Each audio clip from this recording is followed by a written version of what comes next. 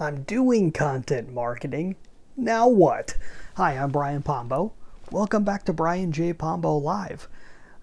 We've been talking about content marketing, about putting out content out into the ether and seeing what sticks, seeing what comes back. Most of the time, we're going to be talking about how to do that online. You can do it really anywhere. Any form of advertising can be content.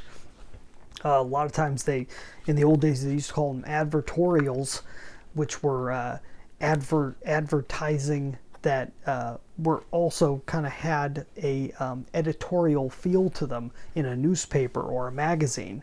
And you see this over and over and over again where you start reading something, you start looking at something, then you realize, wait a second, this is an advertisement, and you get pulled into it. So that's where infomercials came from, the advertisements that were done on TV late at night and so forth.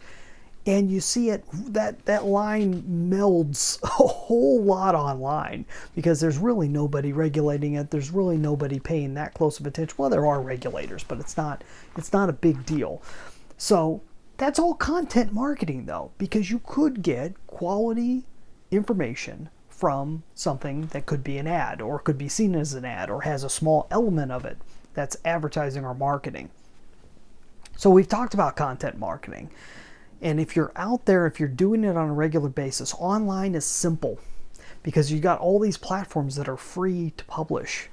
And it doesn't take that much more money to pay for advertising to get it out to a larger crowd and to get to a specific crowd. So all these things are possible with content marketing. Advertising is a big piece, but I want to talk about something else a little bit different today. I want to talk about information marketing. Because if you are putting out content on a regular basis, you're creating content on a regular basis.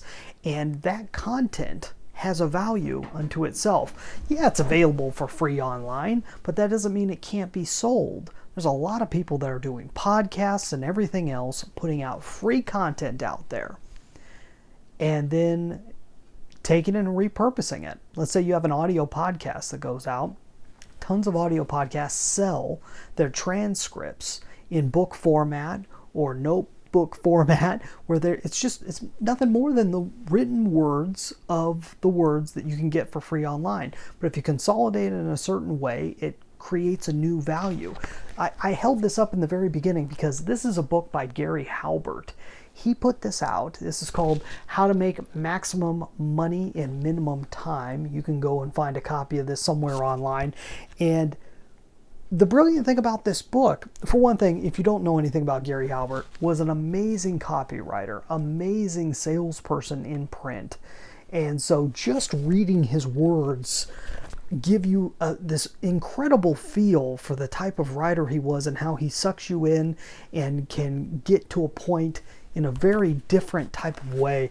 And it's something to study just on its own. But if you just look at what he did, this all came, just about each piece of this, except for the very beginning and the very end, he kind of introduces it and then he kind of concludes it at the end with new material. But everything else in between are articles out of a newsletter, which he previously sold to customers before. People would get on a monthly newsletter and be able to get those in the mail and so forth, and then eventually online via email. That's all these are. All these are articles out of his newsletters repurposed, put in a book, and sold as a book. Does the information have less value?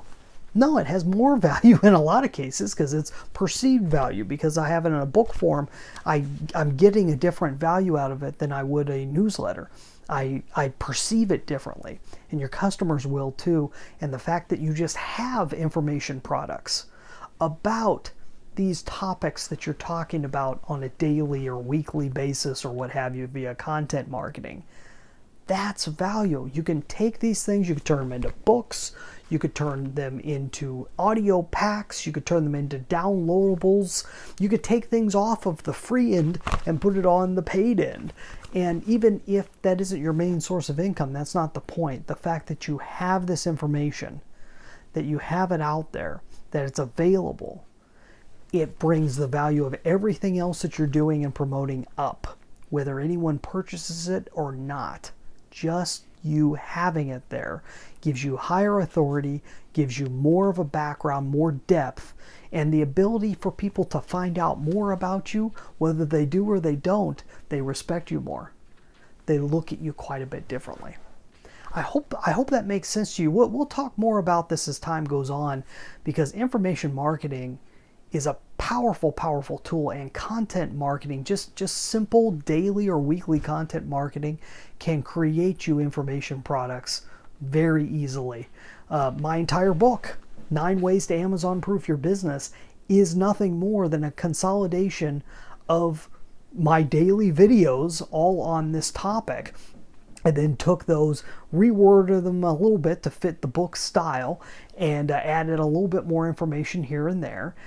Other than that, that's what this book is made up of. You can find, and I mentioned it in the very beginning of the book, you can find all this information online. If you want to go search out the videos, you can go watch the videos.